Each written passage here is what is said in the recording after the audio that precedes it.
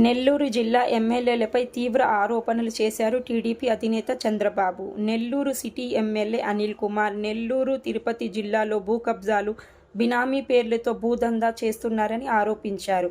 కావలి MLA Bihar తరహాలో పరిపాలన సాగిస్తున్నారు. ఆత్మకూరు ఎమ్మెల్యే బంధువులతో బినామీ పేర్లతో కాంట్రాక్ట్ పనులు చేయిస్తున్నారన్నారు. కందుకూరు ఎమ్మెల్యే ప్రతిపక్షాలు తిట్టడం లేదని, జగన్ టికెట్ ఇవ్వకుండా ఎగనామం పెడుతున్నాడని, కమిషన్ లేనిదే కాకాని ఏ పని చేయడం లేదని, పోర్టును అడ్డు పెట్టుకుని కోట్లు గడిస్తున్నాడని ఆరోపించారు. నాయకులకి, కార్యకర్తలకి అందరికీ పేరు పేరున మనస్ఫూర్తిగా నమస్కారాలు. అదే మరి నేను సింహపురికి వచ్చినప్పుడు మీ ఉత్సాహం చూస్తా ఉంటే, మీ అభిమానం చూస్తా నా జీవితంలో ఎప్పుడూ మరిచిపోలేను, అంత అభిమానం చూపించారు. అలాంటి ప్రజానీకానికి మంచి ఎండ కూడా లెక్క పెట్టుకోకుండా మా ఆడబిడ్డలైతే పెద్ద ఎత్తున వచ్చారు. వారందరికీ పేరు పేరున మనస్ఫూర్తిగా నమస్కారాలు. నెల్లూరు అనగానే మనకు గుర్తొచ్చేది అమరజీవి పొట్టి శ్రీరాములు గారు. తెలుగు జాతి కోసం త్యాగం చేశాడు. ఒక రాష్ట్రం రావాలని నిరవధిక నిరాహార దీక్ష చేసి ప్రాణాలు అర్పించినటువంటి అమరజీవి పొట్టి శ్రీరాములు. మొట్టమొదటిసారిగా ఆయనకు నివాళులు అర్పించి ఒకసారి గుర్తు చేసుకొని ముందుకు పోదాం. అదే సమయంలో ఇక్కడ మీరు చూస్తే సారా వ్యతిరేక ఉద్యమం ఇక్కడే ప్రారంభమైంది. ఇప్పటికి కూడా నాకు జ్ఞాపకం ఉంది. మహిళా శక్తిని చాటిన దూపగుండ రోసమ్మ ఇక్కడే. ఈరోజు మీరు చూస్తున్నారు అలాంటి వాళ్ళు సారా ఉద్యమంతో, వ్యతిరేక ఉద్యమంతో పోరాడితే ఇప్పుడు జగన్మోహన్ రెడ్డి ఏం చేస్తున్నాడంటే బలవంతంగా మద్యం తాగిచ్చే పరిస్థితికి వస్తున్నాడు. దీనిపైన మనందరం కూడా ఆలోచించాల్సిన సమయం. పెద్ద పెద్ద ఉద్దండలు బెజవాడ గోపాల్ రెడ్డి గారి నుంచి అనేక మంది ఈ నెల్లూరు జిల్లాలో నుంచి రాజకీయాలకు వచ్చారు. వాళ్ళందరినీ చూస్తే నాకు అనిపిస్తుంది రాష్ట్ర రాజకీయాల్లో ఎప్పుడు కూడా నెల్లూరు జిల్లాకు ఒక ప్రత్యేకత ఉంది.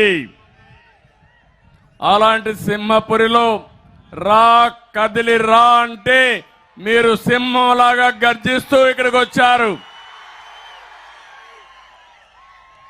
మాకు కూడా కొంత ఆలస్యం అయింది దారిలో. ఎక్కడ చూసినా జనమే జనం, రోడ్లన్నీ కూడా బ్లాక్ అయిపోయినాయి. అందుకే కొంత ఆలస్యంగా కూడా వచ్చాం. కానీ మంచి మధ్యాహ్నం మీ ఉత్సాహం చూస్తా ఉంటే అనుమానమే లేదు, 10 సీట్లు 2 పార్లమెంట్లు మనవే. తెలుగుదేశం, జనసేన కూటమి ఈ జిల్లాను కాదు రాష్ట్రంలో కూడా మనం గవర్నమెంట్ ఫామ్ చేయాల్సిన అవసరం ఉంది. ఇది చారిత్రక అవసరం అని చెప్పి కూడా నేను మీకు తెలియజేస్తున్నా. ఇక్కడే ఇప్పుడు శ్రీధర్ రెడ్డి గారు మాట్లాడారు, పక్కనే ఆనం రామనారాయణ రెడ్డి గారు ఉన్నారు. ఈరోజు మీరు చూస్తే జగన్మోహన్ రెడ్డి నువ్వు చేసేది తప్పని గళమెప్పిన వ్యక్తులు ఈ జిల్లా నుంచే రావడం చాలా సంతోషం అని చెప్పి కూడా నేను మీకు తెలియజేస్తున్నా. ఎక్కడో ఇక్కడ ప్రారంభం కావాలి. ఒక నిరంకుశ పాలనకి మనమందరం కూడా అర్థం చేసే పరిస్థితి రావాల్సిన అవసరం ఉంది.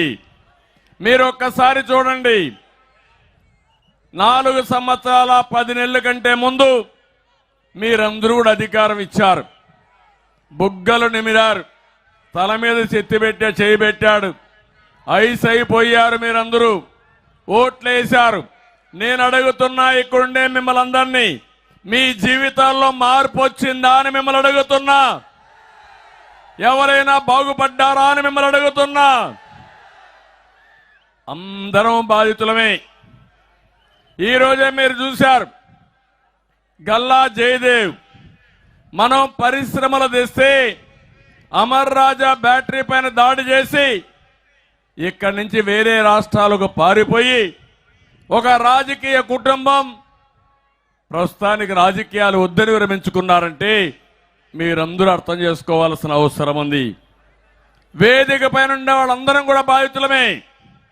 ఈ రోజే నేను చూశాను మాచర్ల నియోజకవర్గంలో ఒక మత్స్య కార్మికుడు కేసులు పెట్టి వేధిస్తా ఉంటే పోలీసులు పిలిపించి ఎక్కడికక్కడ టార్చర్ చేస్తా ఉంటే భరించలేకుండా ఆత్మహత్య చేసుకున్నాడు.